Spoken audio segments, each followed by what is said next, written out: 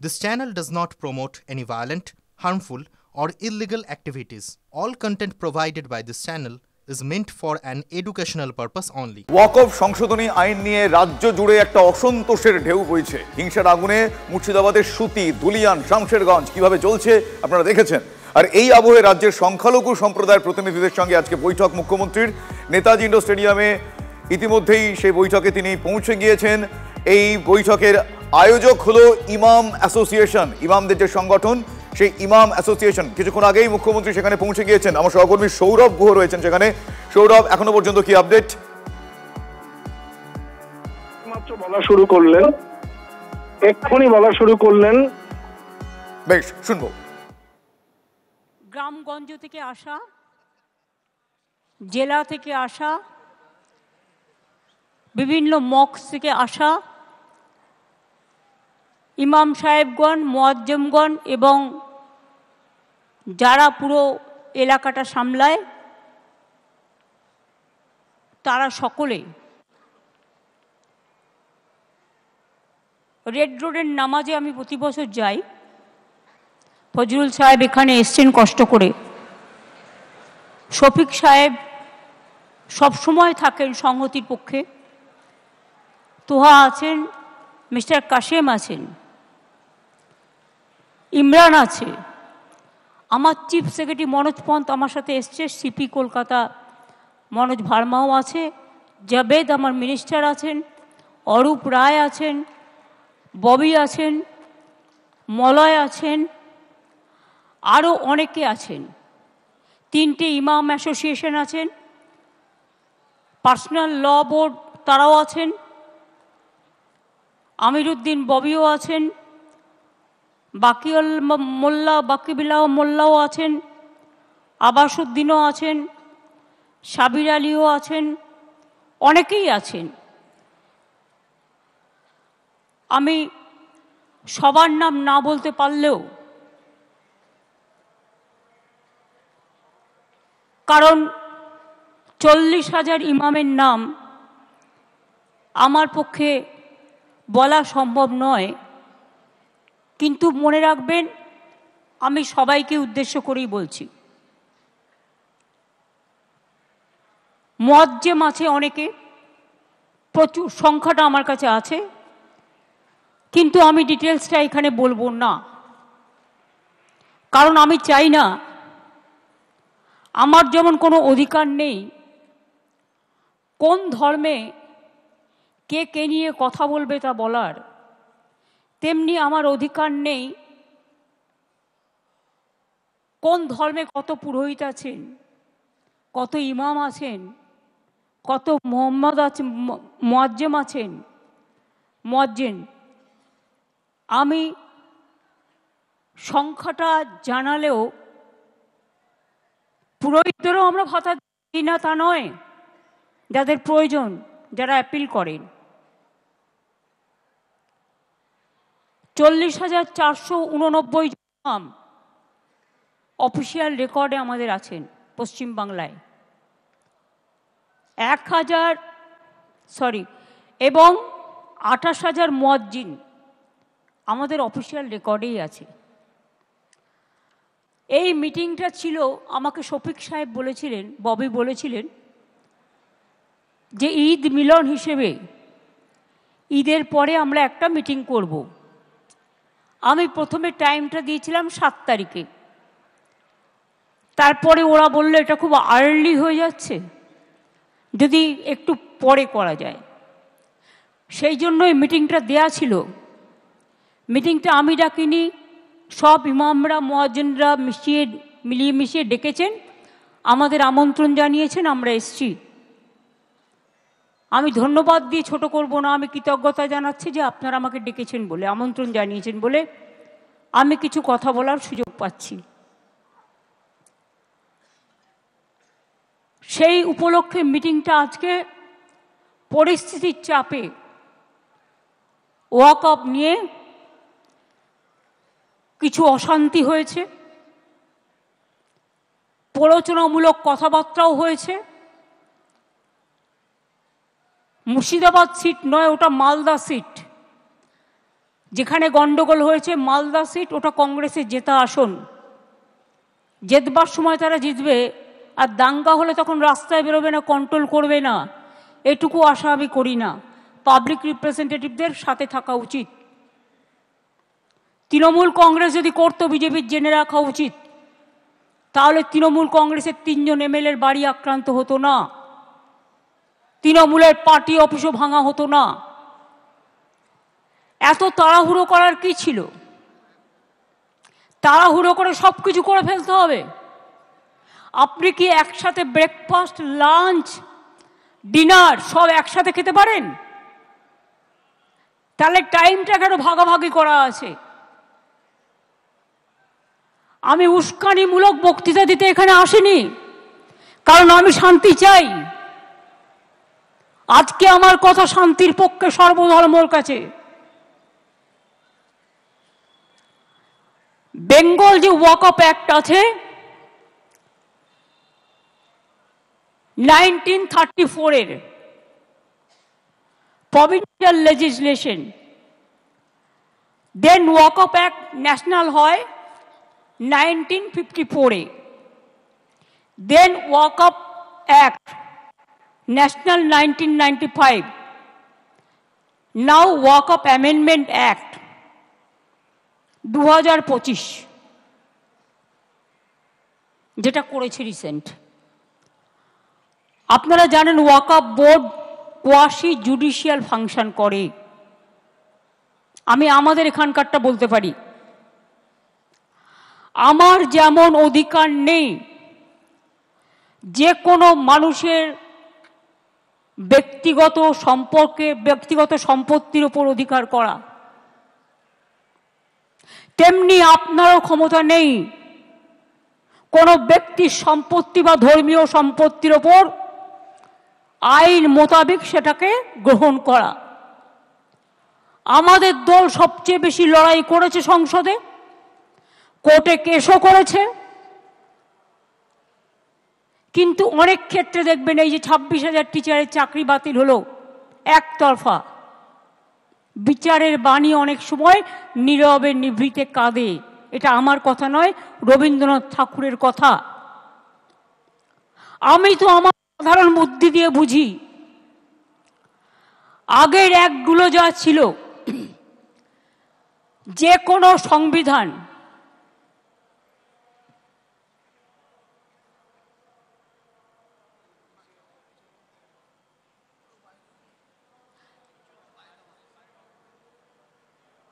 না করুক, ঠিক আছে, আমাদের কোনো অসুবিধা হচ্ছে না। যেটা আমি বলবো, দেখুন, আমার ক্ষুদ্র বুদ্ধিতে আমরা যেটা বুঝি, বাবা সাহেব আম্বেদকর কে ছিলেন? তিনি তপশিলি নেতা ছিলেন, কিন্তু তিনি সংবিধান কনস্টিটিউশন ড্রাফটিং কমিটির চেয়ারম্যান ছিলেন। বাবা সাহেব আম্বেদকরের সাথে দেশের সমস্ত জাতি, বর্ণ, সম্প্রদায় যারা আজাদির আন্দোলন করেছিল, স্বাধীনতা আন্দোলনের সাথে যুক্ত ছিলেন, প্রথম সরকারে আসেন, তারা সবাই মিলে এই কনস্টিটিউশনটাকে তৈরি করেছিলেন। তার মানে আজকে কনস্টিটিউশনটাকে যারা ছিন্ন বিচ্ছিন্ন করছেন, তারা কি তপশিলি আমার নেতা? শুধু আমরা বলি না, আমরা বলি দেশের নেতা আম্বেদকরজিকে। আমি গর্বিত, তিনি বাংলা বিধানসভা থেকে প্রথম নির্বাচিত হয়ে গিয়েছিলেন সংসদে, অনেকে জানেন না। এবং তিনি যে সংবিধান তৈরি করেছিলেন অন্যান্যদের নিয়ে, সেই সংবিধানটাকে বিজেপির সংবিধান তো বলা যায় না, ভারতবর্ষের সংবিধান বলা হয়, ইন্ডিয়ার সংবিধান বলা হয়। তো আপনারা ক্ষমতায় এসে এই 10 বছর ধরে কি করছেন বলুন? কটা ছেলেকে চাকরি দিয়েছেন বলুন। দাঙ্গা লাগিয়ে দিয়ে ओषुधेर दाम, मेडिसिन का भाव आप 100% बढ़ा दिया, प्राइस राइज बढ़ा दिया, पेट्रोल का भाव बढ़ा दिया, डीजल का भाव बढ़ा दिया। और कुछ गोदी मीडिया है जो खाली बंगाल का खिलाफ में बोलता है, हम का खिलाफ में बोलते हैं। मैं खाली कहने चाहूंगी, अगर कुछ बोलना है मेरे का सामने आके बताओ, पीछे से नहीं।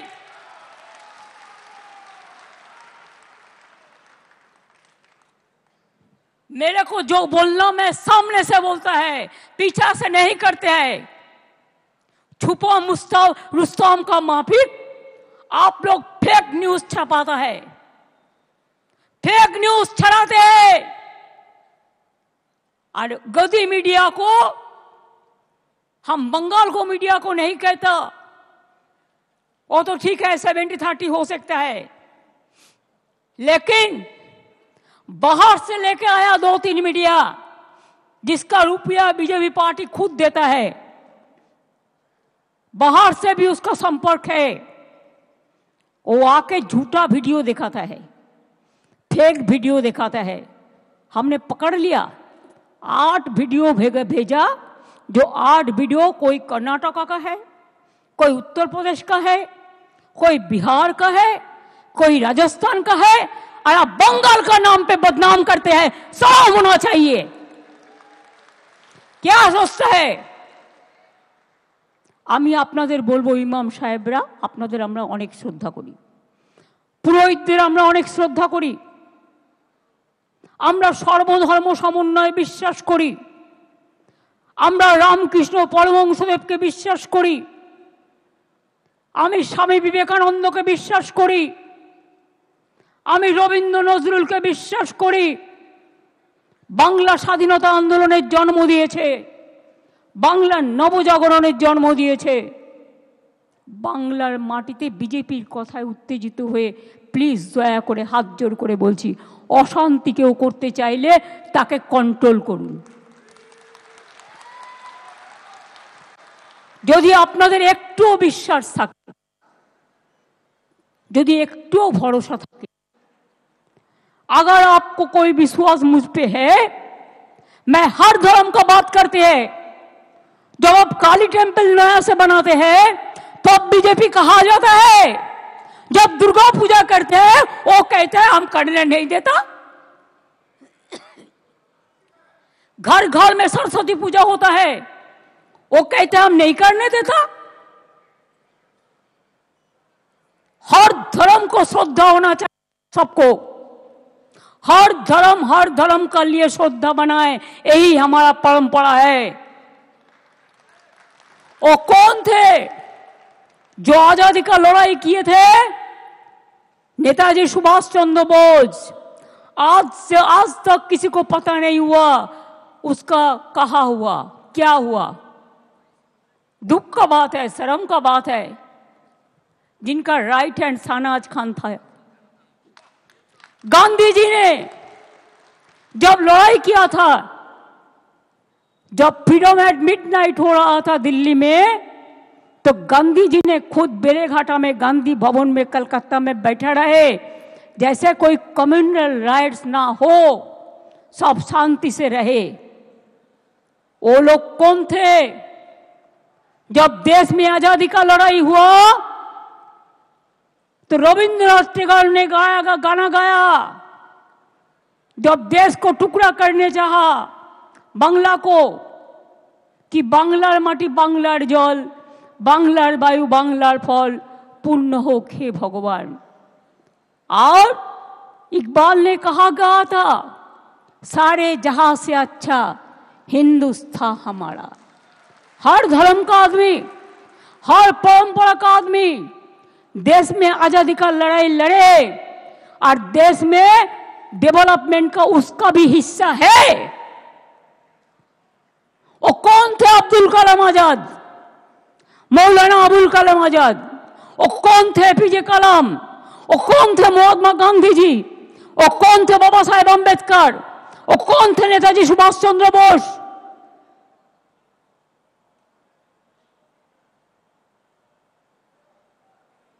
ये बात सच है कि कॉन्स्टिट्यूशन में আমাদের সংবিধানের 26 ধারায় যে কোনো ধর্মের তার নিজস্ব ধর্ম পালনের স্বাধীনতা এবং সেই উদ্দেশ্যে সম্পত্তি অর্জন ও রক্ষণাবেক্ষণের অধিকার দেয়া হয়েছে। আপনি আমার অধিকার কেড়ে নিচ্ছেন, আপনি রাম রহিম সবারই অধিকার কাটছেন। এটা কি আপনার এখতিয়ারের মধ্যে পড়ে? পড়ে না। গায়ের জোর আমি এখনো চ্যালেঞ্জ করে বলছি গভর্নমেন্ট অফ ইন্ডিয়া, আপনি why you are so hurried? আপনি বাংলাদেশের পরিস্থিতি জানেন না? Bengal is the border of Bangladesh, Nepal, Bhutan, Sri Lanka. আপনি ইউনুসের সাথে গোপন মিটিং করুন, চুক্তি করুন, দেশের ভালো হলে খুশি হব, কিন্তু আপনার প্ল্যানটা কি? আপনাদের প্ল্যানিংটা কি? কোন এজেন্সির মাধ্যমে ওখান থেকে লোক নিয়ে এসে দাঙ্গা করা? কালকে আমি একটা এএনআই টুইট দেখলাম, হোম মিনিস্ট্রি সোর্সকে কোট করে বলেছে এইরকম করেই ওরা দেয়। তাকে আমি দোষ দিচ্ছি না, इसमें बांग्लादेश का हाथ है। अगर हाथ है तो इसको जमींदारी तो सेंट्रल गवर्नमेंट का है कि बीएसएफ बॉर्डर संभालते हैं, हम नहीं संभालते हैं।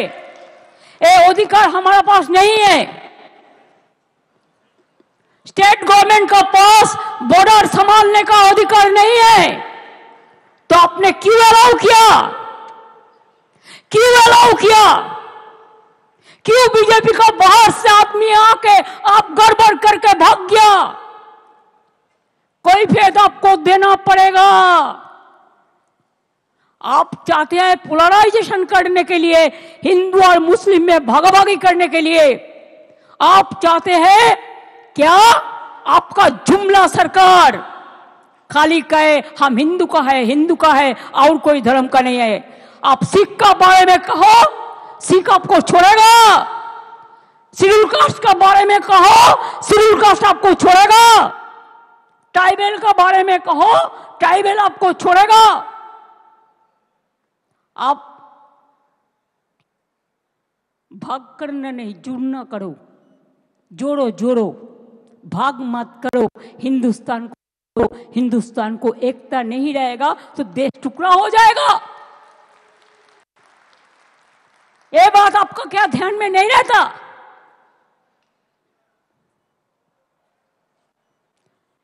हम खरीद में जाते हैं तो हमारा खिलाफ में क्या क्या मेरे को टाइटल भी बदल देता है बीजेपी। बहुत रुपया है। पूरा हिंदुस्तान में जितना नेटवर्क है सब बंगाल मक्का खिलाफ में लिखता है। जितना भी आईटी सेक्टर है उसका, वो सब अमित शाह का कंपनी ज्यादा है। ये आप लोग को ध्यान होना चाहिए। उसका इसका साथ बराबर संपर्क है। मैं पहले कभी नाम नहीं लिया उनका, लेकिन अगर होम मिनिस्ट्री खुद कालिदासेर मतो जे गाছে বসে আছে সেই গাছের ডাল যদি ভাঙে তাহলে তো বলতে হবেই ভাই, কিচ্ছু করার নেই। इतना जल्दीबाजी आपका क्यों है? आप तो प्राइम मिनिस्टर कभी नहीं बनेंगे। मोदी जी चला जाने के बाद आप क्या करेंगे? आपको तो আপনাকে তো হামাগুড়ি দিতে হবে। সবচেয়ে দেশের ক্ষতি করেছেন আপনি। মোদিজিকে আমি রিকোয়েস্ট করব, দয়া করে লোকটাকে কন্ট্রোল করুন। সমস্ত এজেন্সিকে দিয়ে দিয়েছেন ওনার হাতে, আর উনি সমস্ত প্ল্যান তৈরি করছেন। এন্ড মুর্শিদাবাদ জেলা হলেও সিটটা কিন্তু মালদার মধ্যে পড়ে, এবং it's a pre planned communal rights if I say so. কারণ আমিও পাবলিকের কাছ থেকে অনেক ইনফরমেশন পাচ্ছি। আর মুসলিম ভাই বোনদের কাছে আমি একটা কথা বলবো, শুধু এটা আপনাদের অধিকার করে কেড়েছে তা নয়। এই আইনটি মনে রাখবেন, এই আইন সংবিধানের আমাদের আর্টিকেল 14 আছে, প্রত্যেকের ইন্ডিভিজুয়াল রাইট আছে, right to work, right to property, right to live, সেই আর্টিকেলটাকেও উল্লঙ্ঘন করেছেন।